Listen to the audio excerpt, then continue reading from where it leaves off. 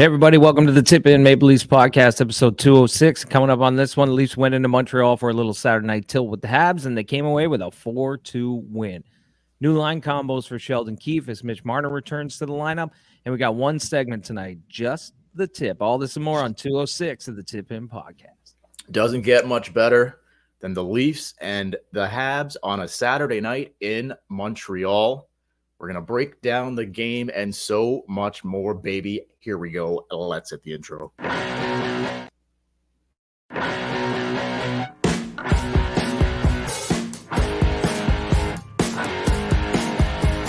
Kamara's coming out, sends it in a goal. They score! They score! Holy mackerel, they score! The Leafs have won it! They're going to the second round! Do you believe this?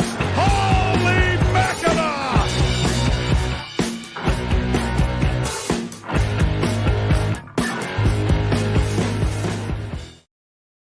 Welcome to Tip In Maple Leafs podcast. I'm Chad. I'm Dale. So where do you want to go tonight, Dale?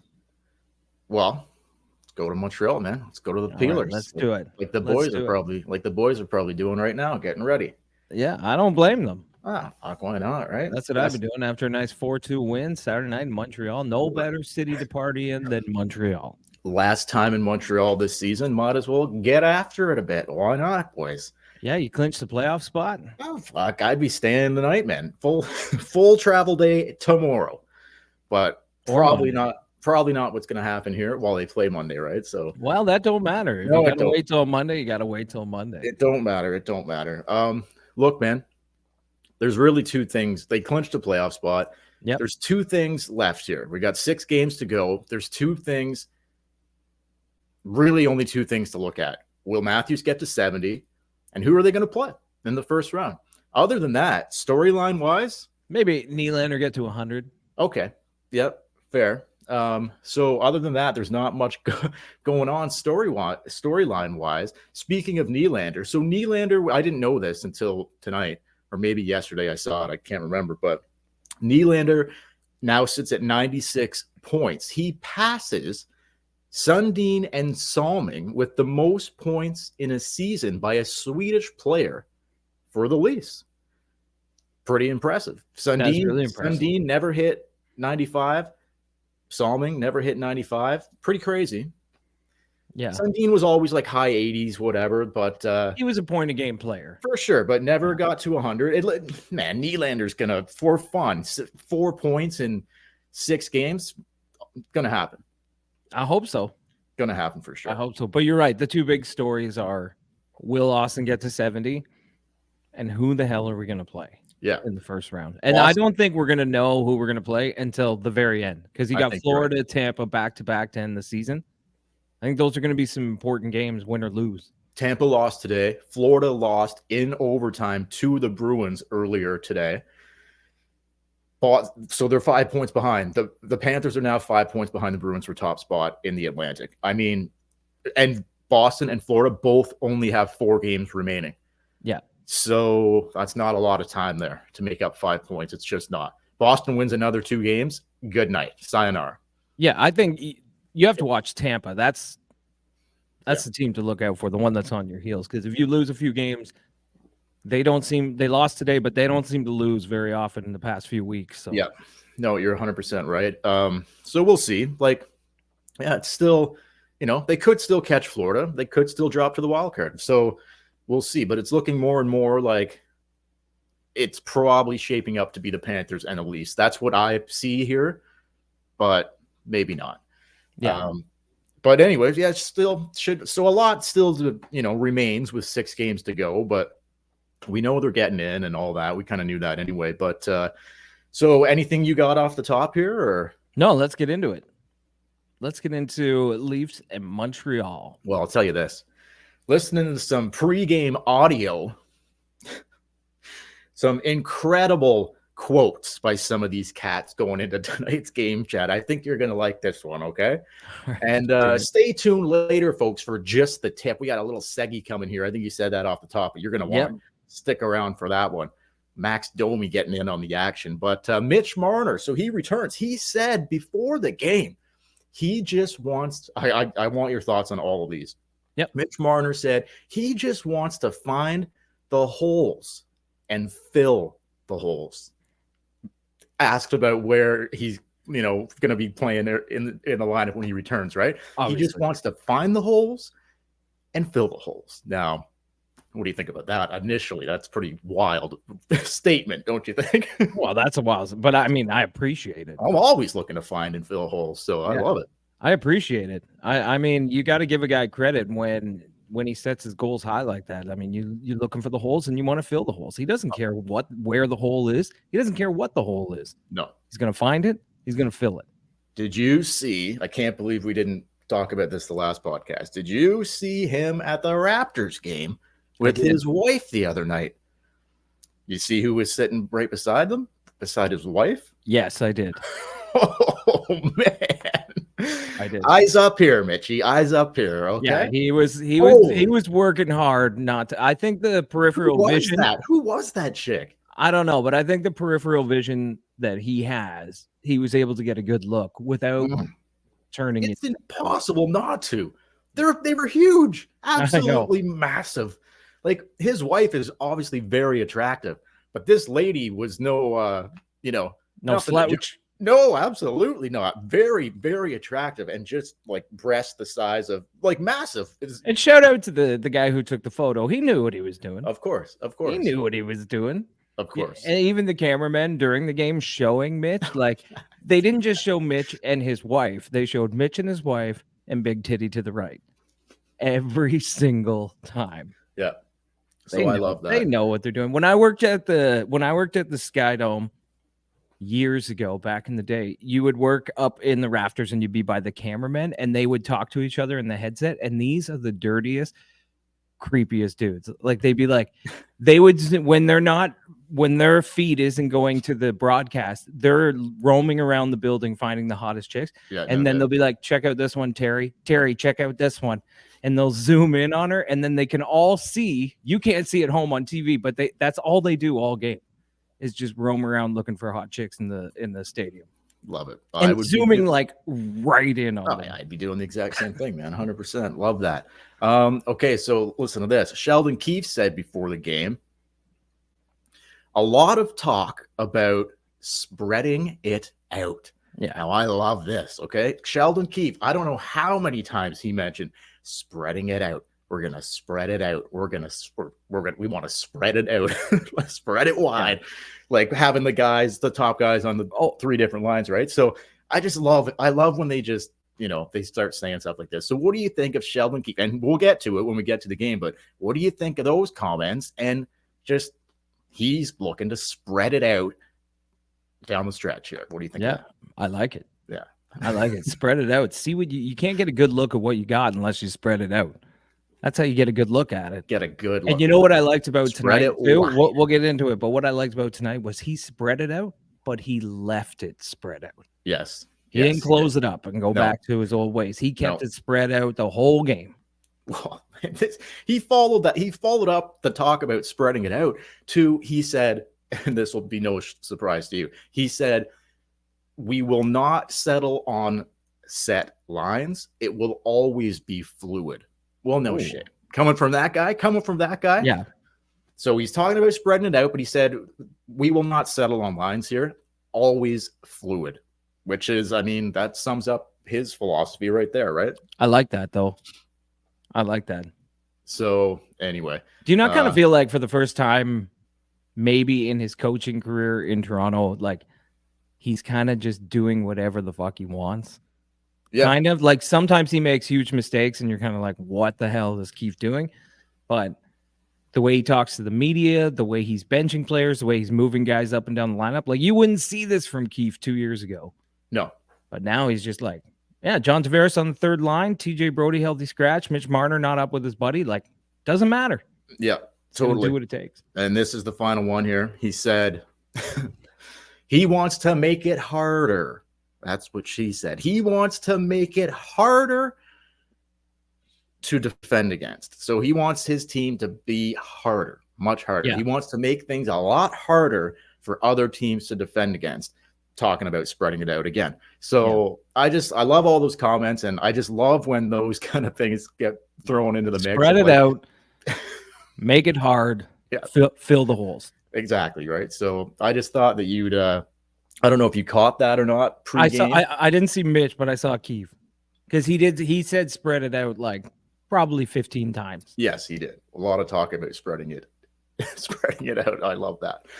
Anyway, so a few new line combos going into this one, Chad. So, but he keeps the top line together for now. I like it. I love it. But who comes out of the lineup? Of course, Robertson. Not a big surprise there, right? No. We talked about it last podcast. We were doing our best to find somebody other than Robertson to come out, but he's the easiest target to take out. Yeah, it's true. He doesn't play center. He doesn't kill penalties or play on the power play, and he's not Bobby McMahon. And I don't think Keefe trusts him or likes him in his own end. Like defensively, I don't think he loves Robertson, what he brings to the table out of all the forward group. So offensively, he can give you something. He's got the touch. We talked about it last podcast, but I think Sheldon I think he looks at it as like easy decision. I don't like his defensive game. You know, when he just finished talking about wanting to be harder to defend against and all this. So he doesn't do enough on the other parts of his game to knock someone else out of the lineup yet. He's working on it. He's getting better at it. So anyway, I'll go to the game. I'll break it down quickly. Do you want to give your overall thoughts on it before I do a little breakdown here? I thought it was a good game. I thought they played well. I thought the first period, they were kind of, all new lines and stuff. It wasn't pretty, but they stuck to it. And then in the second period, they blew the doors off the Habs. Yeah. Took a 4-0 lead. Revo gets another fight. And I kept thinking, everything we talked about in the last podcast, Keefe did the opposite. Yeah, you were like, excuse me, you were like, you should start Wall and give Samsonov the night off. Samsonov starts. You should take Reaves out because he doesn't need to fight in this game, and he's been fighting a lot. Leaves Reaves in. Reaves gets into a fight. Yeah. We were like, you should probably leave Nick Robertson in and find someone else to take out. Nick Robertson's the guy out. He did everything the opposite of what we were talking about. Well, 90% of the time, right? 100%. But no, it was a good game, and but it's the Habs, right? I don't think the Habs are that great a team. No, man, they are not that great a team. Although they pushed a little bit, but not.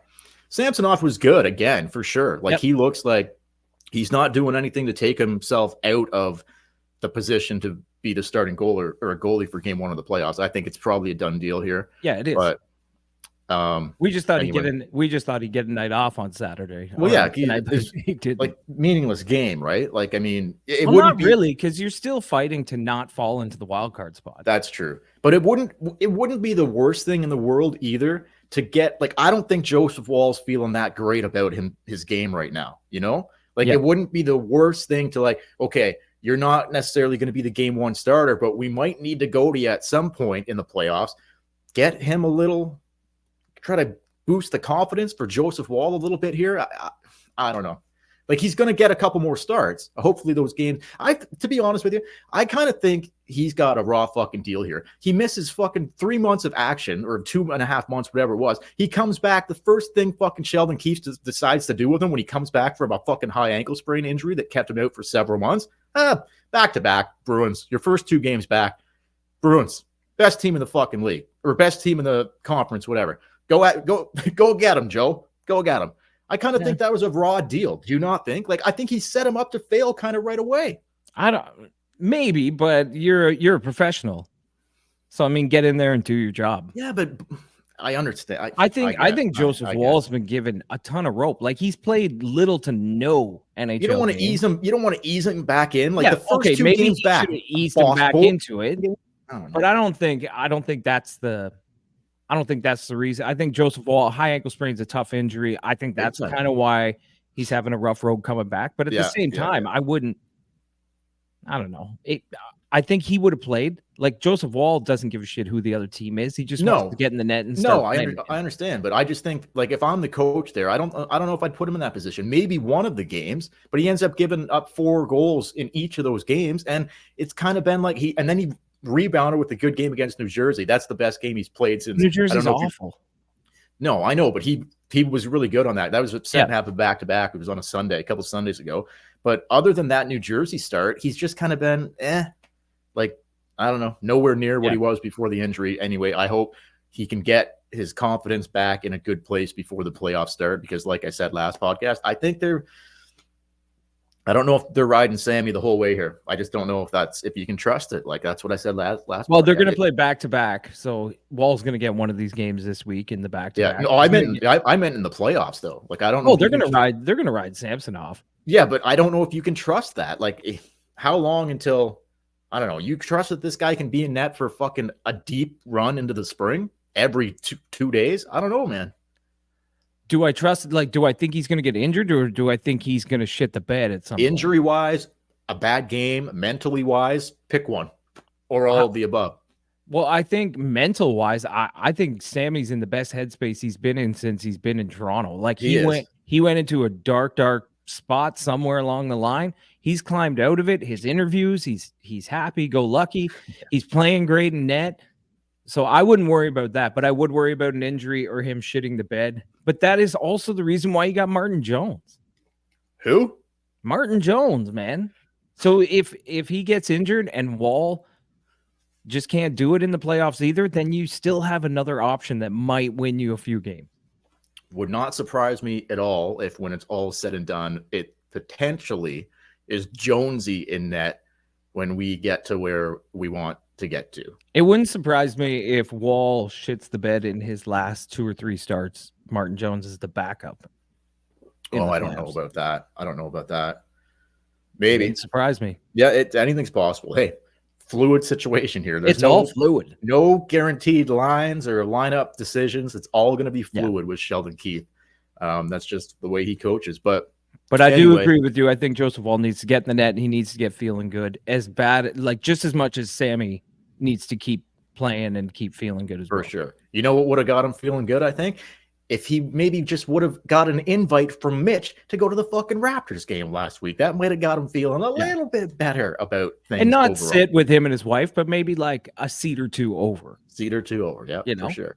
That would have been a good spot. I would see in a situation like that. I would have rather been sitting on the other side of the court,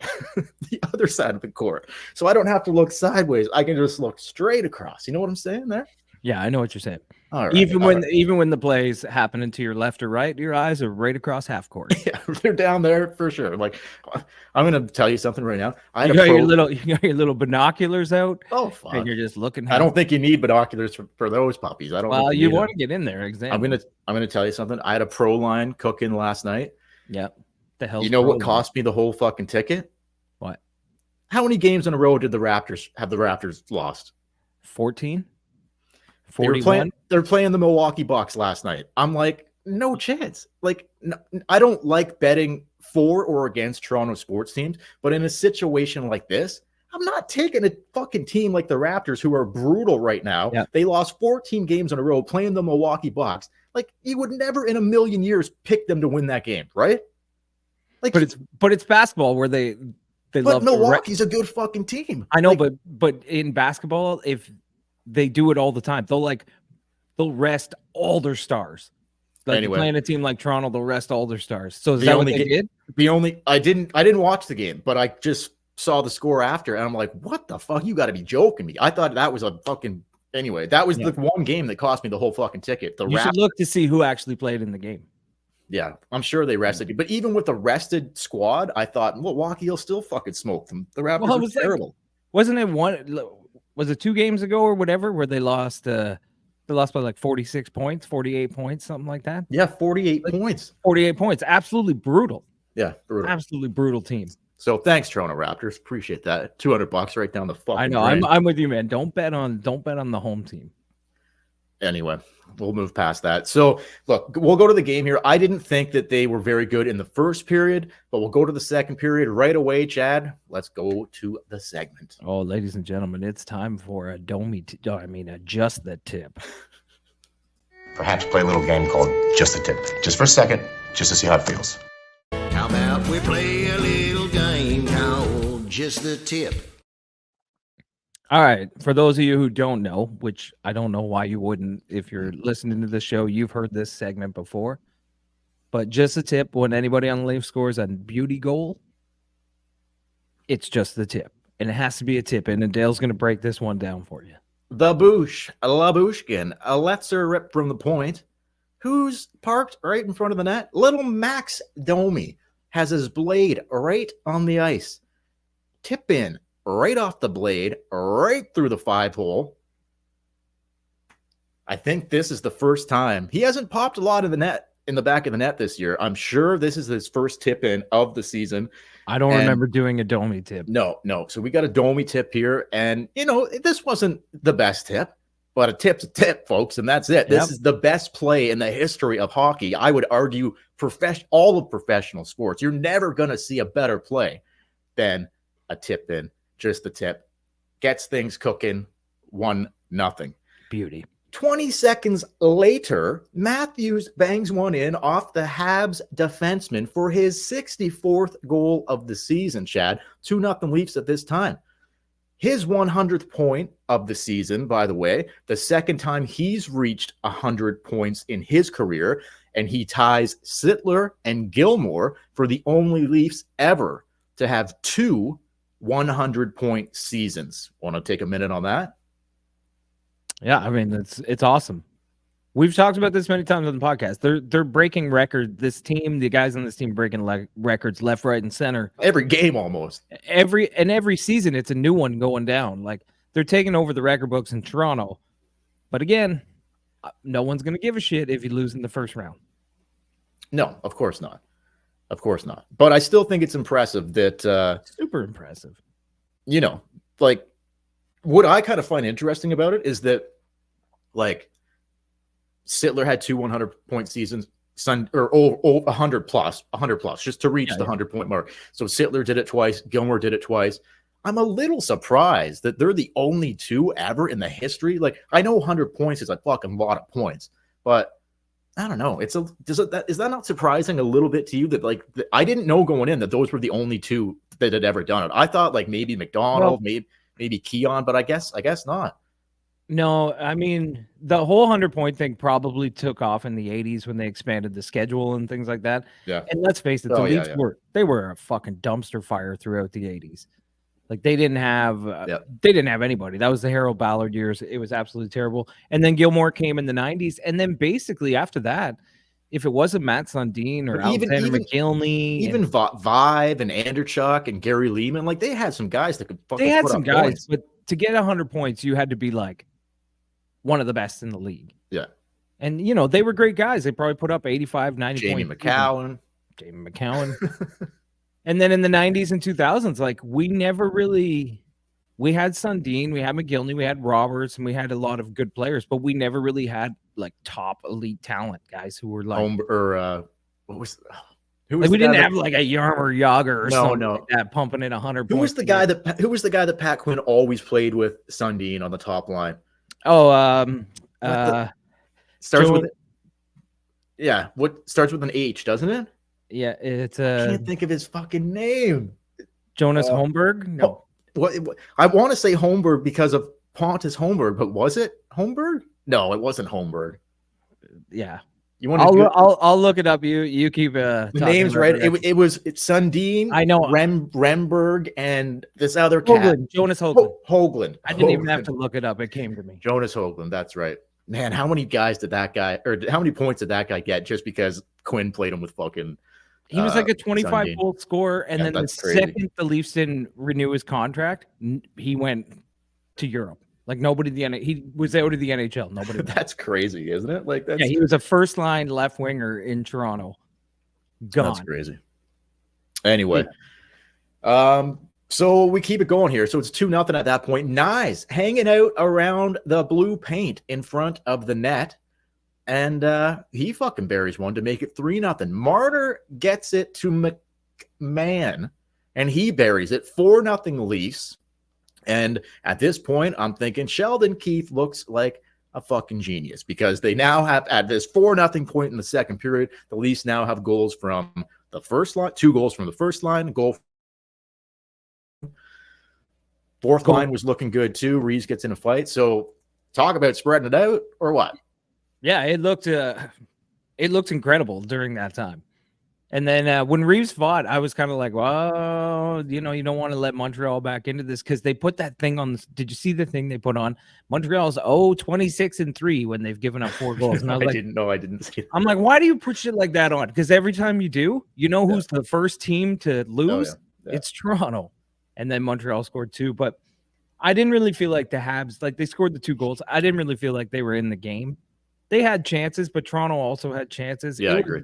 It was over after it was 4-0. No, they blew it. They blew it wide open in the second period, 4-0. I'm like, yeah, the Habs did get 2 back, but just quickly, Marner. So he was playing with Tavares and McMahon in this game. We should have probably said that off the tops. And the third line ended up being Holmberg with Nyes and Nylander. But top line stayed the same. Fourth line stayed the same. But on the McMahon goal, the third goal, Mitch Marner recorded his, I don't know. He moved, I don't know what the number was, but he moved past Thomas Caberlet for 5th all time as a Leaf for assists. The only people ahead of him, Keon, Sittler, Sundin, Salmon. We're talking like the best of the best. The best of the best here. These guys, when all is said and done, Austin Matthews, William Nylander, Mitch Marner they're gonna be at the top of all the franchise records. Yes. Yeah, Mitch still has a way to go. So tonight, with that assist on the McMahon goal, that was his 438th career assist. Keon's got 493, Sittler 527, Sundin 567, and Salming 620. So Mitch has got a ways to go here. Right, but if Mitch signs another long-term contract in Toronto, if he will break that record. But like I said, it doesn't matter. I don't care about the records because I know. If you own all the records and have one playoff series win. I know. It doesn't matter. We got to talk about something, right? Yeah. It's like the 80s. Like you had Rick Vive scoring 50 goals, and like people are like, oh yeah, he scored 50 goals. But because the team sucked so bad, nobody ever talks about that team. No, I know. So anyway, so like you said, the Habs get a couple back. Leafs led it 4-2 after the second period. Nothing happened in the third. Excuse me. That's the way it ended. 4-2 final. And I hope the boys are having a little bit of a time or getting ready to have a little bit of a time in Montreal tonight. Maybe Sheldon just says, hey, boys, let's spread this wide open. Okay? Let's spread this baby wide open. I'll see you. No practice tomorrow. Canceled. I'll see you morning skate on Monday. Go have at it, boys. Get planes leaving tonight, but get yourselves home tomorrow or something like that. That's right. That's what I'd be doing anyway. Like you got to loosen it up every now and then, right? You got to spread it open. You got to spread it wide open, especially in Montreal. That's the whole thing, right? If there's any place you're going to spread it wide open, that's the city to do exactly. Like it wasn't a Saturday night in like Buffalo or whatever. Even though shout out to, I forgot to say this too because we didn't do a pod over Easter weekend. Shout out to that crowd in Buffalo a few weeks ago when they won 3-0. Holy fuck, man. That crowd was on fire. Do you remember that game? Like they were like, how pissed would you be as a Sabre to be like, this is crazy? I would be pissed. Well, like Buffalo and Ottawa. Those are when the Leafs go to those towns. It's crazy. I know. But that could be the Scotiabank Arena every night if tickets were affordable for the common man. I know. Like if me and you could buy guys like me and you could buy season tickets, you imagine that lower bowl every Saturday night just full of guys like me and you and people listening to this podcast, just like those guys that were behind the bench with the Matthews shirt and the big. I thought were they not tarps off with the. No, they had t-shirts. I thought they were tarps off with the letters like painted on. That's the play. That's the play. But I'm saying if guys like that could buy group tickets and go to every game and fill that lower bowl, it would be the loudest building in the NHL.